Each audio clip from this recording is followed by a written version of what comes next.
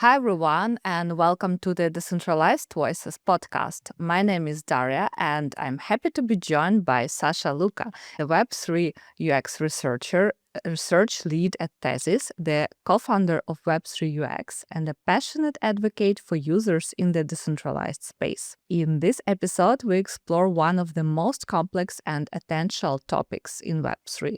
Trust. Join us for this insightful conversation as we discuss trust in a trustless world.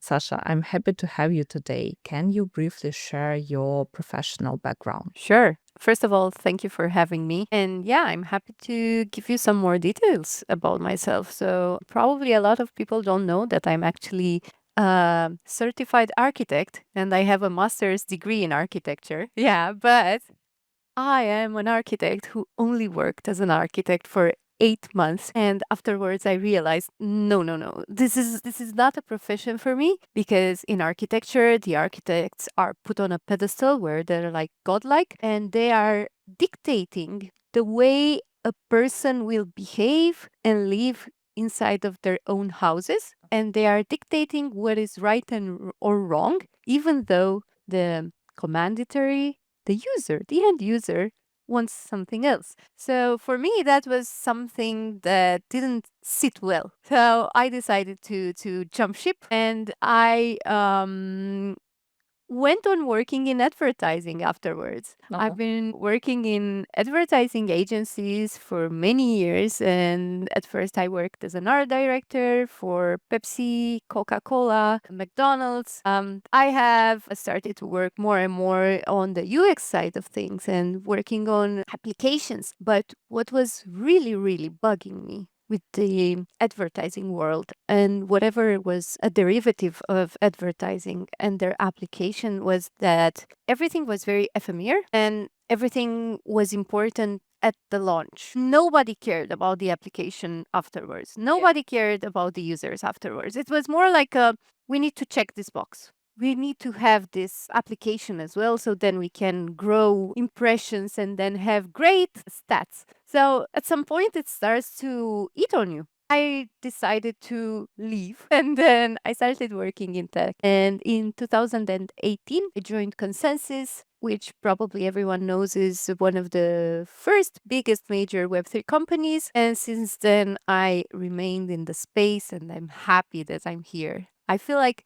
in Web3, I can finally leave a mark and leave a trace. And my work is important. It does something. Whereas in all of the other domains that I mentioned, I was just like a cog in the machine.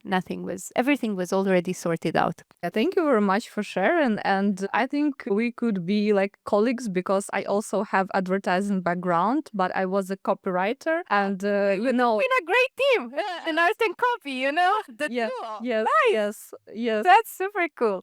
That was my idea also that always copywriters and art directors work together to create some videos, posters, ideas. Agree with you that in Web3 people can build this field from scratch and contribute to the future. In advertising, you can do so big shifts and so huge improvements and contributions. Yeah, in Web3, we can still be the Don Draper. That's the thing. As you mentioned, you worked in both Web2 and Web3 environments. So, what are the key differences you observed in UX between these two domains? Well, I think there's like a major chasm between Web 2 and Web 3. Because in Web 2, we're working with already established patterns, with familiarity, with everything. Like users are already proficient in interacting with the products. Whereas in Web 3, we come from a place of ambiguity. We need to design for fear and with fear in mind, because most of the users, no matter how technical or less technical they are, they will have fear in their heart whenever they interact with the chain. So this is why in Web3, mostly we need to think less about optimization. So we're doing less refinement as Web2 does. Web2 does A/B testing, refinement, everything. Yeah. They're at the design delight, let's say, level. whereas we're setting up the founding pieces of UX. So it's more about education, it's more about trust building, it's about reducing cognitive load. And you're mostly, when you're working as a UX designer in Web3, what you need to do is translate extremely complex protocols and extremely complex products to people who don't have all this knowledge and who need to just interact very simply with it. So this translation is the gist of the Web3 UX. It's you become a translator and you need to be just giving a language, a middle ground language between the developer and the user. So you're a translator basically. So yeah, I think Web3 comes with beauty, but also comes with a lot of challenges, which keeps us happy as designers. You never get bored. In the blockchain space, there is often a trade off between security and usability. And last year at ETH I was present at the panel on onchain UX without any onchain and Web3 UX designers or marketers, just tech guys talking about UX. And one person said, like, unfortunately, people love simple solutions. Surprise. And like we had to compromise our privacy, security, and all these things to make UI and UX better. And like for me, it sounded a bit weird because fortunately we all are people and we all humans.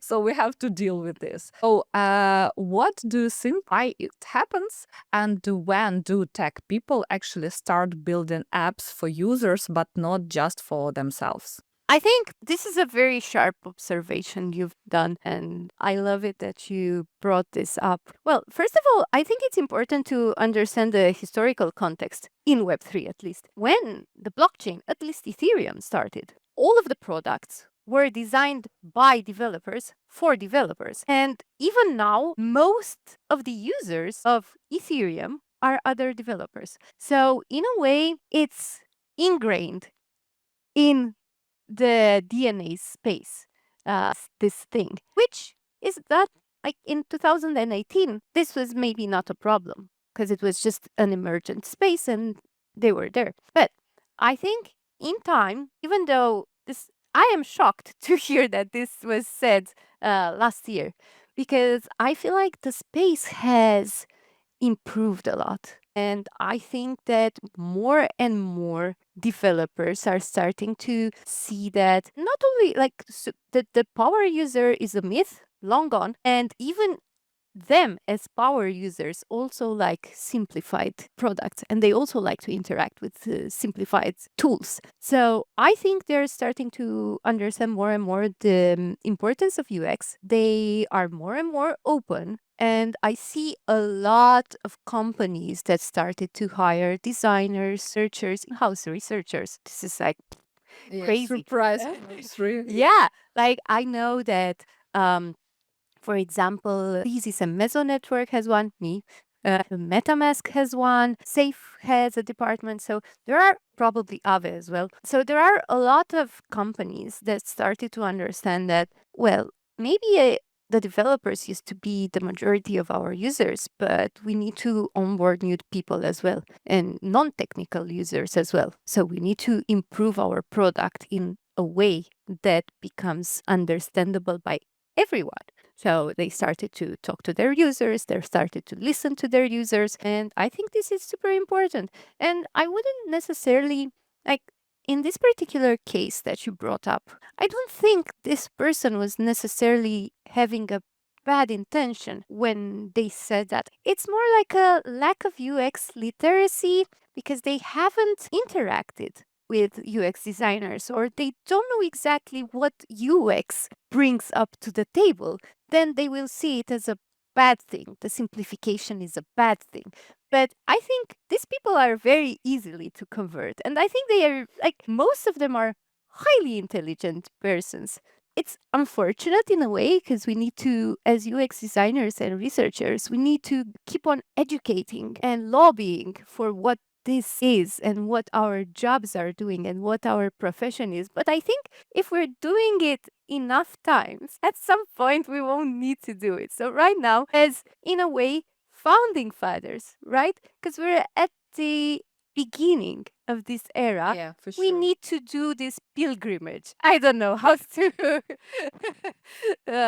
call it differently, but I feel like we're doing as imagine when missionaries were going to non-Christian areas, and I don't want to sound in any way like it's not about religion. Maybe the comparison is a little bit far-fetched, but it's more like we need to educate, and we're going to a new country where people don't know what we're talking about, and we need to tell them. And just like sometimes it feels like a little bit of lobbying. Welcome to my UX sermon. I hope you'll enjoy it. These are the cardinal sins that you've done in your product. Don't do that anymore. Oh my god, I love this description, and I literally imagined UX designers pilgriming from company to company, Yeah. from startup There were to little startup. Yeah, with all these like rules, like don't do this, do this, please. Yeah. Like learn your users, do research. Don't think that every person has the similar understanding and experience in Web3. Like tech people perceive like UX like they have to create some technology that will improve UX. And designers or marketers perceive UX like learning users and adapting product to their needs and behavior and all these more human sides. I was surprised to realize this big difference. I think you have touched a painful trigger for me because I think you have described very well the two perceptions. What I think we're lacking and we're struggling to do in Web3 to improve UX is the fact that 70% of the experience in a protocol or application or product is dictated by the smart contract. And when you're writing the smart contract, you have to have a brilliant developer who has the user in mind in order to have amazing UX design embedded into it. What I've been lobbying for so many years now is that bring UX designers at the table before you start coding. Bring the UX designers and work on the flow and on the design before you start coding. Because if you don't do this and you go to your cave and develop and write the code and then you have it audited, thank you very much. But UX is only going to, like, the designers are going only to patch and add, like, make cosmetic changes and not real. You can improve something post factum just as much, but the fundamental experience you cannot change anymore. It was already decided and already committed. Like, I don't know anyone who has ever changed their smart contract only because there was like a UX design flaw, a big UX design flaw. They have never done that. They only changed it and reroute. They have rewritten their code only after it came back from an audit and it was like, I don't know, critical problems and possible exploits and vulnerabilities. But nobody is going back to write the code saying, no, this is such a hassle for the poor user. We need to rewrite it. So I think it would be beautiful, and I see that a lot of protocols and companies start to introduce this little by little. I'm looking forward to a better future, and I think it will be a better future at some point. But now we're in the phase where we're making them aware that there is a different pathway that can be taken, and it will be better, and they save money. I understand your pain to be involved in development from scratch, from the architecture and from the idea, not to make some improvements in the end of the process. Recently at Bucharest, you gave a talk on designing for trust in Web3, and you shared after this, you shared your slides, and they were super cool, and I loved them because you clearly described the trust issue in Web3, I also like I also will speak at ITCC this summer on the topic building trust in a trustless world, and talking about marketing things that can improve this. Let's talk more about trust, why it matters in Web3. What do you think? Yeah. So first of all, congratulations for your talk at ETHCC. ETHCC is my personal favorite conference in the Ethereum space. It's the one that I love the most, the one that I have been speaking at the most, and I will be having a talk there as well. Also on trust. Yes, so I cannot wait to see yours. And yeah, I'm sure you will add a lot of new insights that we don't have from user research. You will come with a different lens, very beautiful new perspective that we're lacking. And I'm happy that people will get like the very, very full circle. So, but taking a step back and coming back to your question, in Web3, like I believe that in Web3, trust is the product. And this is super important. And in Web3, the stakes are higher and the safety nets are fewer. You don't usually, when you go on Web2 and you interact with Amazon, for example, you're not in any moment at the risk of losing your funds that you have been like your saving funds for a better future. Never. Only if, I don't know, you somehow you're using a card that, but like phishing and Amazon and centralized entities are so rare. Whereas in Web3, we're always asking the user to put their security in our hands and give us all of their savings and life savings to do things, promises. We give them promises, and then they just need to hope for the best. So I think, like, imagine you don't have, if you mess up an approval, we have this thing called immutability. And it's a beautiful, beautiful concept, and it's amazing. But immutability can be super, super scary, because if you mess up something, you're done. That's it. Yeah. That's it. Goodbye. You cannot reverse the transaction as you were like you are accustomed to revert the transaction when something is happening on a traditional bank. Whereas if you are scammed to send a transaction, or I don't know, something happened, you cannot revert it anymore. Yeah, That's you it. can't call and No. ask like, please help me. Yeah, there is no support hotline, nothing. It's just regrets and grief and probably resentment towards Web3. This is why trust is so important. And this is why we need to be more empathetic to the users. I actually like to say people, because I feel like when I say users, I'm dehumanizing them. We need to have more empathy towards these people who are willing to try this bleeding edge new tech. And there are like a lot of things that can build trust with them. And let's say the first one is clean design, because it's just like in real life. When you go to a doctor, if he's disheveled and has stains all over, like instantly you will lose your credibility. Yeah, Trust. there's no credibility, no trust. Goodbye. I don't want this guy to meddle with my health. And it's just like, I feel like health and life savings are on the same amount of fear when we're talking about taking actions. That's the same with a Web3 protocol. If the UI is, I don't know, something is mismatched, something is misaligned, you have typos, goodbye. You know, it's 3 seconds for Web2 people to bounce out. I think it's even less for Web3 people when they're looking at it. Like, nope, because we're talking about gut feeling, and a lot of them have seen so many scams in their lives that now they're like, nope, Yeah. this rings This smells scamminess. Yeah.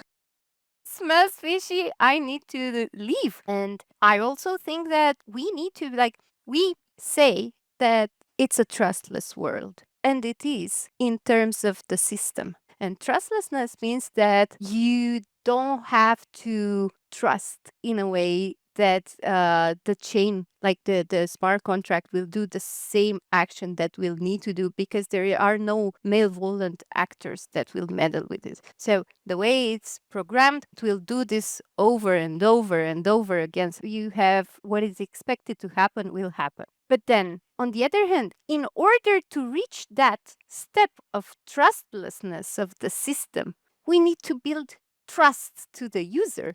So you need to give them all these trust avatars that they need, and you need to check all of these boxes in order to reach that trustlessness, because otherwise it's just like a very beautiful system that nobody is using. I think this is why it's important to trust is so important in Web3. Okay, we have this paradox between these like trustless systems that rely on math, on code, on decentralized things. We have this dissonance and very big contrast between bad actors in the industry, millions of PFPs on crypto Twitter, and you don't know if it's bot or not, if it's real person or not. It's so overwhelming. I literally understand this pain of trying to sell the product to people who understand nothing about the industry and see just this like, hey, GM, all this stuff. I'm tired of this. I see that many mature companies tired of this and they try to make this shift from this Degen thing to more user-oriented and human-oriented things. Yeah, I don't think the Degen things are bad. It's just a subculture of Web3. It's not the entire Web3. I think they have their own role in a way, but I think we shouldn't focus only on that Yeah. route, clarity, transparency, hold handing to the user, education, reassuring. You have to reassure the user all the time. Reassure it, show them what's the expectation, prevent errors as much as you can, and make sure that all the errors have been prevented before they pull the trigger. So then if you take care of them like that and you show that they're not just a wallet and not just a bag that you want to attract, they will build trust with your product, and they will be, at some point, they will start to advocate for you. So they are going to become little influencers in their own groups, and they're going to bring new users to your product. And it's super important. It's not fast. This is like a process that takes time. You want maybe 100 loyal users than 1,000 who don't care about you and then they will leave the next day. So I think it's important for people to understand that it's a long-term effort, but the rewards are huge. It's very important understanding, and I think that many companies and many people in this field must take it and must believe in this, because unfortunately I don't see that the majority of people think the same way. But we hope for the better. Yeah. Sure. Yeah, sure. Do you have your own personal indicators of trust in Web3? I'm a very fortunate girl because I have a lot of friends who are very knowledgeable of Web3, and most of them are security auditors. My husband used to be a security auditor. So first of all, it's very rare for me to interact with protocols. I'm the type of user who is not necessarily lazy, but I want low effort. Like I need a low effort type of interaction. But I will keep my funds in your protocol forever if I don't need to do anything. I know I don't need to get a lot of rewards on it, but I will keep them there because it's safe and I don't need to do a lot. So it's in order for me to if you have drawn my attention, then the next step will be to go to my husband and ask him like, hey, what do you think about this? So yeah, but I think I am I'm an edge case. Let's consider that I am personally an edge case. But basically, if I were to look at a product, I will go through the same trust avatars that any other user is looking for. Like, is the design okay? Are they transparent? How do they make those rewards? Do they explain it in a way that I can comprehend? I don't need to go to Daniel all the time to explain for me. I want to understand myself. I want to be my own person. So do they do that? Do they empower me to understand that? Who is building this? Because if it's just a bunch of monkeys, thanks, I don't want NFTs to work with my funds. And who is backing them? Who is backing them? Like, who are the influencers who are staking their reputation? What's the community saying? What's the grapevine saying about them? I don't know how long it's been there. Because if it's only like super new, I might not be super into trying it because I'm not a high risk profile type of user. Yeah. Maybe if I were like a high risk profile type of user, I would just like jump the gun and that's it. No stress. I'll try it. But I'm on the safe, like, can you name the company that look trustworthy for you? I am a node operator for Threshold Network and the TBTC bridge, and I know it's like super sturdy. But then there are also some other companies and protocols that I use. Like, for example, Uniswap. Any day or time, any minute, any second, I trust them with, I don't know, it's like a blind trust because they've been there for so long and they have improved UX in the space. They are now a standard of swaps. So of course I will trust them and I use it all the time. I also use Lido and Ledger. I am staking through Ledger directly because it's again a trustworthy company. Yeah. It's important. I don't know. I use them. I'm very comfortable with them. And I also use Revolut, by the way. I'm that type of Web3 person who believes in decentralization, loves decentralization, but I'm also taking shortcuts sometimes. And I've been staking also through Revolut, which is a centralized thing. However, what I for me was worked was the fact that they're just in a way the man in the middle managing the funds. So I'm buying through them directly and then I'm staking through them. But their staking is also through Lido.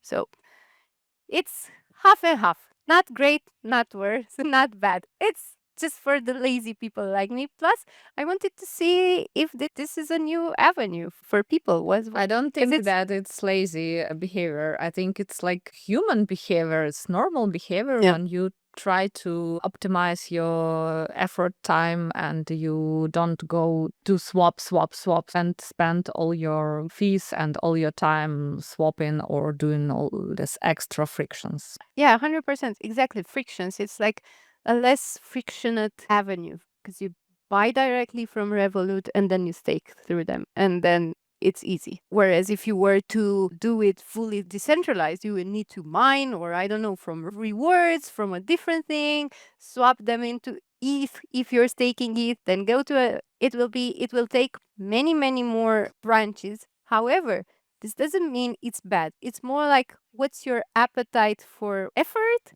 your appetite for risk. And I just wanted to diversify my risk and effort. As a UX researcher and designer, have you ever heard or seen cases when people used platforms or applications wrong? Recently, I posted a few screenshots from one, I think it was recruiting platform or something, when they showed like scores, like you should type your Twitter account or not yours, but maybe like your friend or your colleague. And they showed the level of builder. I checked myself. I checked Vitalik Buterin. I checked Dapadan, developer, and I checked Emmanuel Macron because he was in my timeline and I was like, okay, Emmanuel is okay. And we all had similar builder score. It was super fun and I got a few screenshots, posted that and got feedback from their DevRel like, you did it wrong, you use it wrong. Okay. And like you had to sign in our platform and then like do this. I was, okay, guys, you just blowed my mind because like I never heard feedback like you're doing something wrong. What is your opinion on this point? Well, I think saying that the user is doing something like interacting wrong with a product that you build shows the lack of UX maturity in that company, first of all. It will hinder their progress because they don't understand what are the problems. It's not their problem, it's somebody else's problem. I think that is a very bad mindset that will stop you from evolving. I haven't heard this thing. They never said wrong, but something in the area, in the same zip code. Since 2019, when I was running research for Alethio back then at Consensus, and my developer colleagues who were just like shadowing the interviews, they were like screaming in the background, "Oh, what? Why is he doing that? Why? Oh my God, look at him. Why? Oh, it's so clear what you need to do. Why you did it?" Which was hilarious, like totally hilarious. But in the end, they understood that you see, one, he's stupid.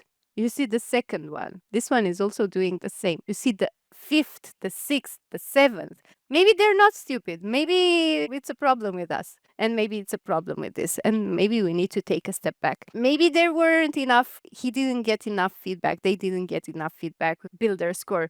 But still, I think developer as a DevRel, and I'm not going to grill this person. I don't know who this person is. I'm just talking about the profession. DevRel is just like a PR, a technical PR.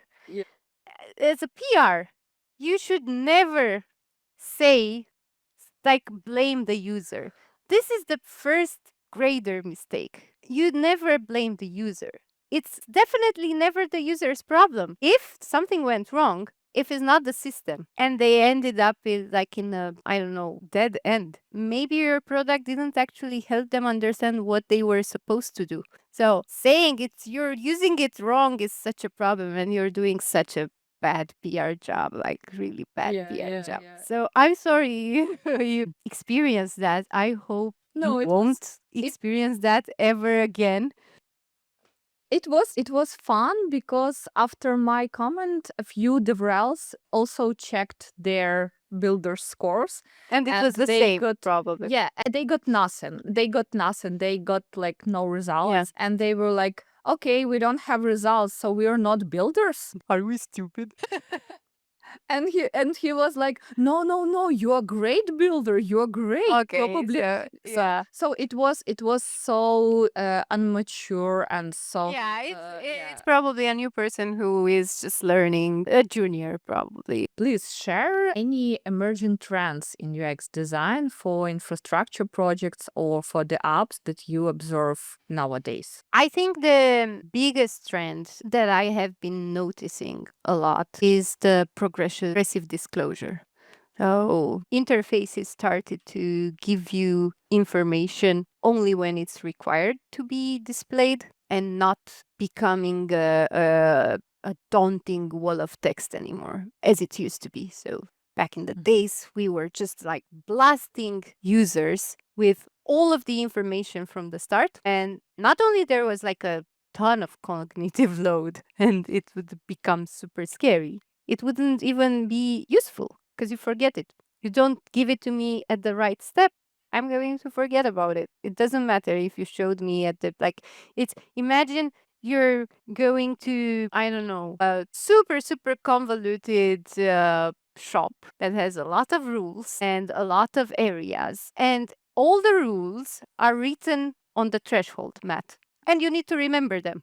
But you have like 20 million areas that you need to interact with. It's the same. This is what I've seen, and it's very beautiful that, and this is the result actually of the fact that companies are starting to hire UX designers, real designers and UX researchers, and they are starting to listen to their users. This happened, the progressive disclosure, and they understood, yeah, we need to hold the user's hand because we are complex products. But we will hold the user hand and give them what they need to do, the instructions, only when they need them. So I think this is a very, very good trend that is happening. Also, I think a good thing is the human readable transactions. So when I started to interact with the chain, it was only MetaMask, the wallet, and I was like, a transaction hash, contract name. Like I would need to click on the contract name, go on Etherscan, check if it's the actual protocol registered there, and then see, oh, yes, I'm actually signing the transaction with this. And now they are doing this for you. So I think this is really, really, really nice because at the transaction level, it's used to be one of the biggest frictions.